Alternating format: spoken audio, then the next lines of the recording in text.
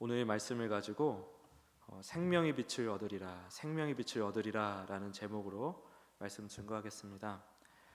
여러분 원효대사라고 아시죠? 원효대사, 신라의 유명한 고승입니다. 이 원효대사가 친구와 함께 당나라로 유학길을 떠나요. 그러다 경기도 인근의 어느 무덤가에서 하룻밤을 의탁하게 됩니다.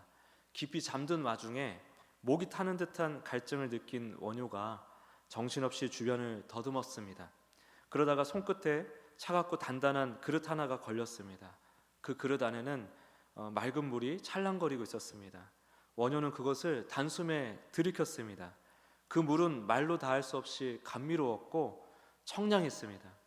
세상 그 어떤 음료보다 시원하고 달콤한 그 액체가 식도를 타고 내려가는 그 순간에 원효는 살았다 하는 안도감과 함께 다시 깊은 잠에 빠져들었습니다.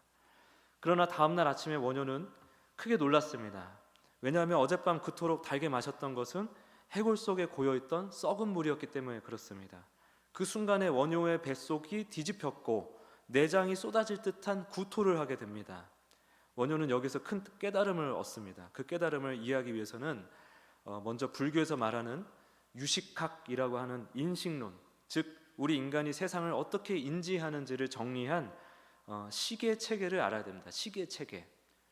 먼저 1식부터 제5식까지, 총 8식까지 있는데요. 1식부터 5식까지는 우리 몸의 그 감각기관을 얘기하는 거예요. 1식은 안식, 눈으로 보는 것.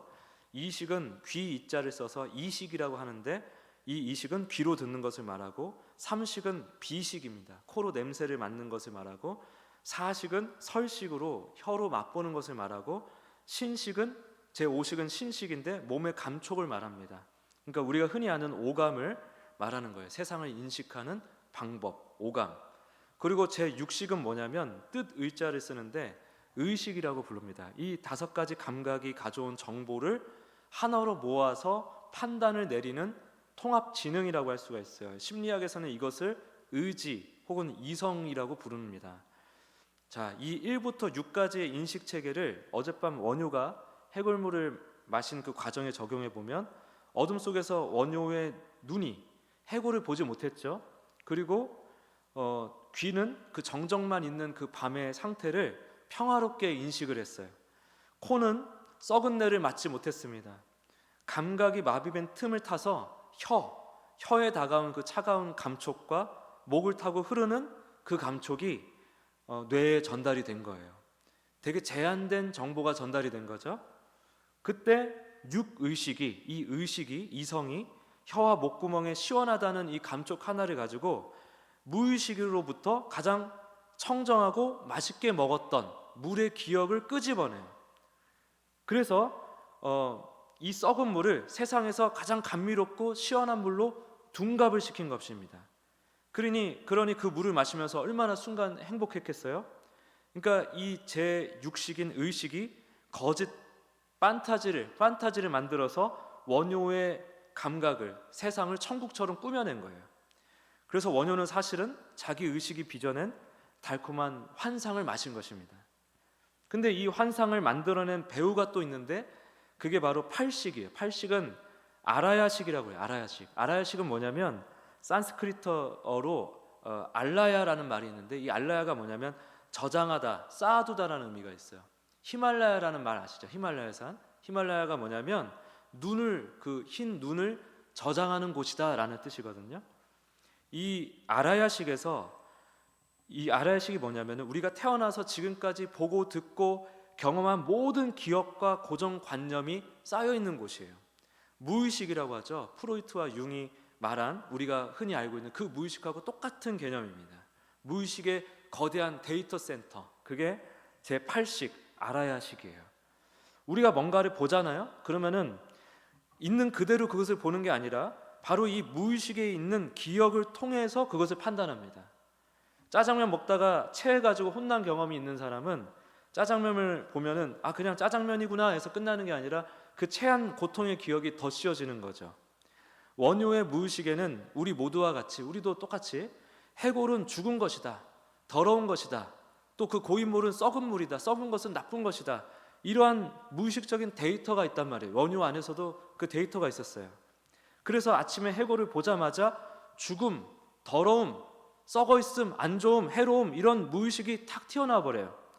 여기에 이제 어떤 게 또 개입이 되냐면 지금까지 한 번도 얘기하지 않았던 제7식이 발동이 된다고 합니다. 이 7식은 뭐냐면 말라식이라고 하는데, 이 말라식은 뭐냐면 산스크리트어 마나스를 옮긴 거예요. 이 마나스는 뭐냐면 끊임없이 생각하고 헤아린다는 의미를 가지고 있어요. 어떻게 헤아리느냐? 나와 연결지어서 헤아려요. 끊임없이 무의식에 저장된 것들을 거울 보듯이 들여다보면서 그것을 나라고 착각하고 집착하게 만듭니다. 끊임없이 가짜 나를 생산하는 곳이 바로 7식이에요. 7식. 그래서 어떤 경험을 해요. 그러면 8식이 발동돼요. 무의식이 발동이 됩니다. 발동한 무의식을 나 자신과 연결지어서 집착을 합니다. 그러면 아까 얘기했던 이성, 육식이 그 집착을 바탕으로 판단을 해요. 그래서 해골물을 마주했습니다. 더러움, 죽음, 썩음 등 해골에 대한 무의식이 튀어나와요. 그 해골물을 내가 마셨잖아요. 그러니까 더러움, 죽음, 썩음 뭐 이런 것들이 내가 마신 게 되죠. 해골물이 오염된 건데 그 물을 마신 내가 오염된 거라고 집착을 해요. 그래서 이 이성이 구토라는 판결을 내리는 것입니다. 왜? 그 더러움을 뱉어내야 하니까. 원효가 이런 과정을 통해서 소스라치게 놀란 거예요. 인간은 세상을 제대로 볼 수 있는 존재가 아니구나라는 걸 깨달은 거예요. 무의식과 집착에 의해서 임의로 세상을 한다는 걸 깨달은 거예요. 이 무의식이 뭐예요? 다 과거의 경험입니다. 다 과거의 기억이에요. 과거와 나를 끊임없이 연결지어서 지금의 현실에 더 씌워버리는 거예요. 그래서 실체를 제대로 파악하고 받아들일 수 없구나. 늘 과거의 영향을 받아 가짜를 만들어내서 그 가짜를 진짜라고 착각하며 살아가고 있구나. 그래서 모든 것은 오직 마음이 지어낸 것이다. 일체 유심조라는 깨달음을 얻은 것이죠. 단순히 모든 것이 마음에 달려있다는 어떤 긍정적인 차원의 말을 한 게 아니라 인간은 결코 세상을 있는 그대로 파악할 수 없다, 볼 수가 없다라고 하는 인식의 한계를 지적하는 깨달음인 거예요. 또한 인간은 과거에 매여있는 존재라는 걸 나타내는 말이기도 합니다. 우리가 보고 있는 모든 것에 대한 판단이 다 과거의 그 기억, 과거에 대한 경험이 주관을 한다니까요. 그러니까 우리는 사실 뭔가를 보고서 판단을 할 때 지금 내가 있는 그대로 그 사물을, 대상을 바라보고 판단하는 게 아니라 과거의 렌즈를 가지고서 그 사물을 판단한다는 것입니다. 그러니까 우리는 과거의 데이터 속에 파묻혀서 사는 존재라는 것이죠. 현재를 살지 못하고 과거로 사는 존재라 이 말입니다.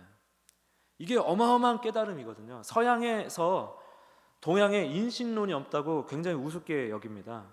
서양에서 인식론, 이렇게 세상이 무엇이고 나는 무엇이고 이런 실체가 무엇이냐에 대한 고민을 하게 된 게 근대 17세기 근대 철학이 시작할 때부터예요. 우리가 익히 아는 칸트나 데카르트가 바로 그 근대 철학자들이고 인식론을 이렇게 깊이 발전시킨 사람들이에요. 근데 원효는 언제적 사람이냐면 7세기 사람입니다. 7세기. 서양 인식론은 또 특징이 뭐냐면 인간의 이성이 얼마나 대단한가를 증명하느라고 애를 엄청나게 쓰거든요. 그런데 원효는 그 이성조차도 무의식에 매여 있는 것에 불과하다고 파악을 해버렸어요. 현대에 이르러서야 알게 된, 구체적으로 그 논리적으로 규명하게 된 그 철학을 원효는 그 해골물 한번 마시고 깊이 깨닫게 된 것입니다. 이 원효의 깨달음들이 서양의 인식론하고 다 연결이 돼요. 이러한 철학적 발견은 인간을 이해하는 데 매우 중요한 소스가 됩니다. 역할을 합니다. 인간은 세상을 있는 그대로 볼 수 없다. 그리고 과거에 매여 있는 존재다. 제가 이것이 우리 인간의 중요한 본성이라는 것을 설명하기 위해서 여기까지 온 겁니다. 이 사실은 다른 학문에서도 입증이 돼요. 물리학의 관점에서 보면 빛의 속도가 유한하기 때문에 빛이 이동하는 시간만큼의 시차가 발생하기 때문에 인간은 단 한순간도 현재를 바라보지 못해요. 이게 무슨 얘기냐면 태양빛이 우리 눈에 닿는 데까지 걸리는 시간이 얼마인지 아십니까? 8분이에요. 8분. 그러면 우리가 지금 태양을 볼 때 우리가 보는 태양은 8분 전 태양인 거예요. 그럼 지금 태양은 어떠냐? 알 수가 없는 거예요. 안드로메다 은하가 약 250만 광년 떨어져 있습니다. 그러면 지금 우리가 안드로메다 은하를 본다고 하면은 그거는 250만 년 전의 모습이라는 거예요. 지금 안드로메다는 어떤 모습일까? 알 수가 없다. 심지어 우리가 눈앞에 사람을 보는 그 찰나에도 빛이 이동하는 시간만큼의 시차가 발생한다고 합니다. 1m 앞에 떨어져 있는 사람, 1m면 바로 앞이잖아요. 이 바로 앞에 있는 사람을 보잖아요. 그럼 우리는 눈앞에 있는 상대를 볼 때마다 약 3.3 나노초의 과거를 보고 있대요. 3.3 나노초면은 0.00000003초거든요. 아무튼 우리가 인지하기 어려운 간극이긴 하지만은 있다는 거예요. 차이가 있다는 거예요. 시간차가 있다는 거예요. 거기에 빛이 우리 눈에 이렇게 닿잖아요. 우리가 뭔가를 보는 게 빛이 닿은 거거든요. 빛을 닿으면은 이 뇌가 그 닿은 것이 무엇이다라고 인지하기까지가 0.1초가 걸려요. 그러니까 아까 말했던 뭐 3.3 나노초 이건 너무 찰나라 무시하더라도 0.1초는 무시할 수가 없거든요. 그래서 우리는 뭐냐면 늘 0.1초가 늦어요. 그 얘기는 곧 0.1초의 과거를 우리가 보고 있는 것입니다. 지금도. 즉 인간이 현재라고 믿는 모든 풍경은 사실 찰나의 과거가 보낸 잔상에 불과하다는 거예요. 우리는 한 번도 지금 이 순간의 실체를 마주한 적이 없어요. 그렇게 되지를 않습니다. 늘 이미 지나가 버린 과거의 꼬리만을 현재라고 착각하면서 포착하고 살고 있는 거예요. 우린 그래서 전부 다 서로 과거를 보고 있는 존재라는 것입니다. 생물학적으로 따지면은 되게 웃긴 내용들이 나옵니다. 우리 몸의 세포는 1초도 쉬지 않고 계속 순환을 하잖아요. 움직이잖아요. 생물로서 작용을 하잖아요. 그 탄생을 하고 또 일을 하다가 죽고 다시 재생되고 쉬지 않고 또 일을 하다가 죽고 재생되고 이게 계속 반복이 되는데 위장의 이 벽 세포가 불과 며칠 만에 완전하게 교체가 된다고 합니다. 그러니까 며칠 전의 위장과 지금의 위장이 완전 다른 위장이라는 거예요. 그리고 우리의 피부는 한 달이면은 흔적도 없이 완전히 새 것으로 바뀐대요. 피부 세포가 완전히 새 것으로 바뀐대요. 심지어 뼈조차도 수년에 걸쳐서 전면적으로 다 바뀐다고 합니다. 결과적으로 약 7년의 시간이 흐르면 우리 몸을 구성하는 요소는 단 하나도 남김없이 전면 교체된다는 뜻이에요. 과학적 사실에 근거하면 10년 전의 상처를 기억하며 괴로워하고 스스로를 정의하고 있는 나는 사실 지금의 나와 작은 원자 단위에서조차도 세포 단위에서조차도 0.1%도 연결되지 않은 완전한 타인이라는 뜻입니다. 결국 인간이란 게 뭐예요? 물리적으로 이미 소멸하여서 우주 어디에도 존재하지 않는 과거의 데이터를 이 무의식이라는 인식의 감옥에 창고에 가두고 그 과거에 집착하면서 그 경험과 기억을 나라고 착각하면서 살아가는 가짜라는 것입니다. 심지어 그런 가짜 나를 더욱 확장하기 위해서 애를 쓰는 매우 허망한 존재라는 거예요. 이런 상태에서 벗어날 수 없는 절망적인 존재라는 거예요. 이것만큼은 사실인 것입니다. 우리 인간에 대한 존재론, 사실인 거예요. 우리는 해골물을 안 마셔도 이 사실을 알 수가 있죠. 죄가 뭔지를 아니까. 하나님 노릇하느라 하나님과 끊어져 사는 인간의 그 소경됨, 죄 안에 갇힌 죄수의 삶을 우리가 이해하지 않습니까? 그것을 이런 수많은 구도자들, 특별히 이런 천재적인 구도자들이 발견한 거예요. 옛날에 초기 불교 승려들이 그렇게 자살을 많이 했답니다. 왜냐하면 이러한 절망적인 실존을 깨닫고 이걸 어떻게든 극복하고자 명상을 하다 보면은 간혹 가다가 어떤 열반의 기쁨을 살짝 맛보는 순간들이 있대요. 근데 그 순간이 지속되는 게 아니라 다시 깨어나잖아요. 그러면 다시 이 절망의 삶으로 돌아오는 거잖아요. 그래서 그 열반의 상태를 유지하기 위해서 명상하는 중에 자살을 해버리는 거예요. 그렇게 초기 불교 승려들이 그렇게 자살을 많이 했대요. 근대 철학을 공부한 사람들도 그렇게 자살을 많이 했습니다. 이거는 인간의 이 절망적인 실존을 깨닫고 나서 그러면 우리가 이 인식의 감옥, 이 무의식의 한계 안에서 갇혀 사는 존재고 가짜 나고 과거에 얽매여서 사는 존재라면 진짜 나로서의 삶은 무엇이냐? 그러면서 진정한 나로서 선택할 수 있는 게 무엇이냐? 모든 무의식이 나를 지배하고 있는데, 나의 모든 삶을 지배하고 있는데, 그럼 내가 스스로 진짜 나로서 하나라도 선택할 수 있느냐? 하나라도 선택할 수 있는 것 같다. 그게 죽음이라고 생각한 거예요. 그래서 죽음을 선택하는 거예요. 내가 인간으로서 죽기 위해서, 주체적인 나로서 죽기 위해서. 어쨌든 문제는 뭐냐면 이것을 해결할 수가 없는 거예요.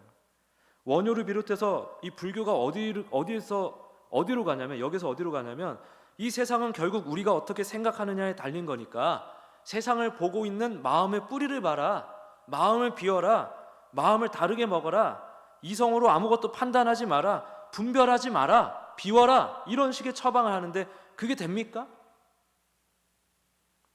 원효는 천재입니다. 천재.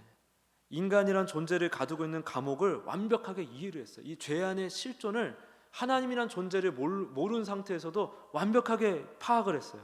그리고 나름의 해법을 제시했어요. 근데 그게 결론적으로 뭐냐면 그냥 감옥 안에서 가장 자유로운 죄수가 되는 길을 제시했을 뿐이에요.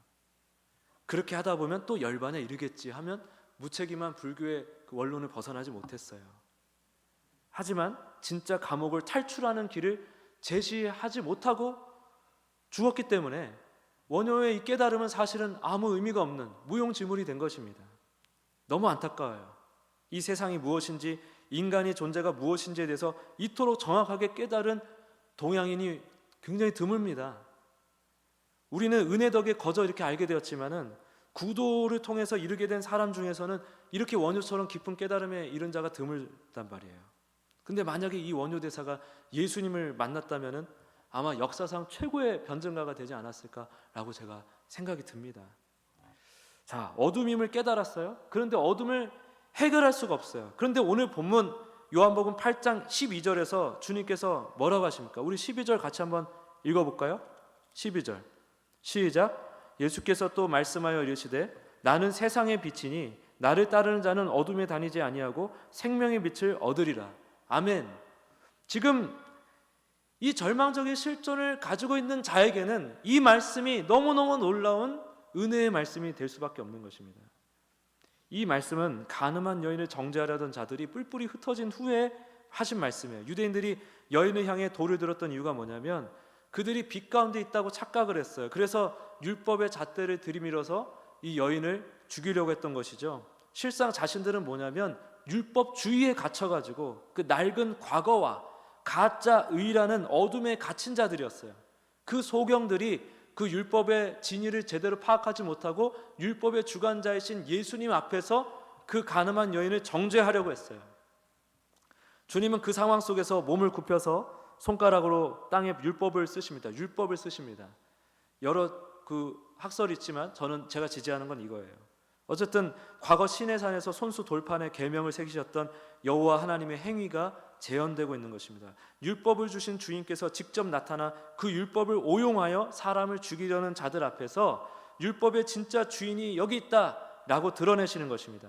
민수기 5장의 법에 따르면 간음이 의심되는 여인은 율법의 저주를 빨아들인 쓴물을 마시고 심판을 받았어야 했어요. 주님께서 성전 바닥에 직접 율법을 쓰신 행동은 뭐냐면 바로 이 율법의 재판관으로서 여인에게 사실상 그때까지 행위는 사망 선고를 내리신 것과 같습니다. 여인은 이미 죄를 지었잖아요. 율법 앞에 죽을 수밖에 없는 자이기 때문에, 율법 앞에 죽을 수밖에 없는 자이기 때문에 예수님이 그 여인 앞에 율법을 썼다는 것은 뭐냐면은 그 여인이 이미 심판을 받을 수밖에 없는 존재라는 걸 다시 한번 드러내는 거예요. 그래서 이 여인은 사실은 죽어야 될 운명이란 말이죠. 그 민수기 5장에서 말하는 쓴물 제조의 과정이 있습니다. 물에다가 그 성전 바닥에 그 흙을 짚어가지고 물에다 타요. 그리고 두루마리에다가 율법 조문을 적습니다. 근데 그 율법이 저주가 될 수도 있고 축복이 될 수가 있죠. 어쨌든 근데 그 율법을 지키는 자가 아무도 없으므로 그 율법은 사실상 저주의 말씀이 되는 것입니다. 그 두루마리에 율법 조문을 쓰고 그 조문을 율법을 쓴 그 두루마리를 물에다 빨아요. 그러면은 그 글씨가 다 녹아져가지고 물에 섞이지 않습니까? 그러면 저주가 들어간 물이기 때문에 이게 심판의 물이 돼요. 그래서 죄가 있는 자는 이걸 마시면은 죽는 거고, 죄가 없는 자는 이걸 마시면은 사는 것입니다. 그래서 지금 예수님이 땅에 무언가를 쓰셨다는 것은 뭐냐면은 바로 이 율법이 쓰여지는 거예요. 땅에 흙이랑 섞여지는 거예요. 그리고 예수님은 영원한 생수 그 자체이시지 않습니까? 그러니까 쓴물이 제조되는 과정인 거예요. 사실 만약에 율법적으로 예수님이 가늠한 여인을 치리한다고 하면은 그 흙을, 그 율법을 쓴 그 흙을 집어다가 이제 물에 섞어가지고 마시게 하겠죠. 해야 되겠죠. 근데 어쨌든 예수님은 그 글자를 지우셨어요. 그래서 여인이 마셔야 할 그 사망의 저주를 주님의 존재 안으로 다 정가시키셨습니다.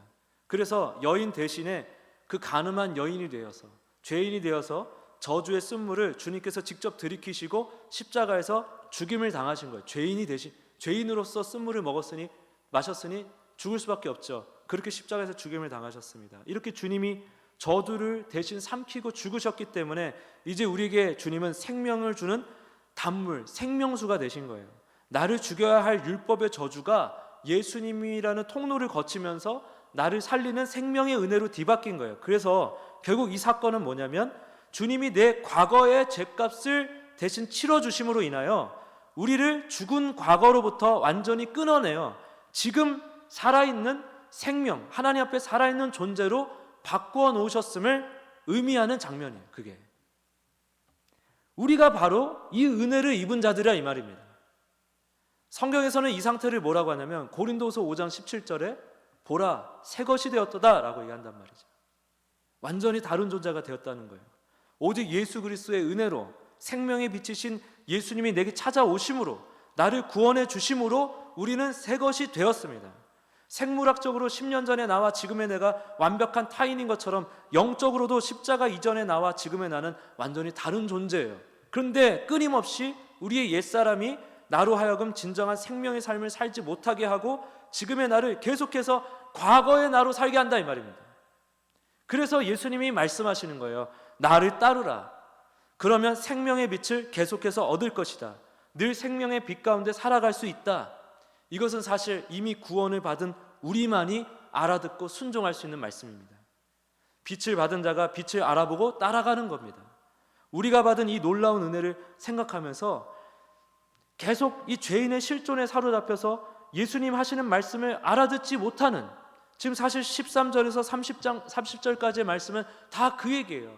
이 죄인들이 예수님을 알아보지 못하고 계속해서 주님을 자신의 이성, 자신의 그 죄성 안에서 해석하고자 하는 그 죄인들과 예수님이 대립하고 있는 장면인 거예요.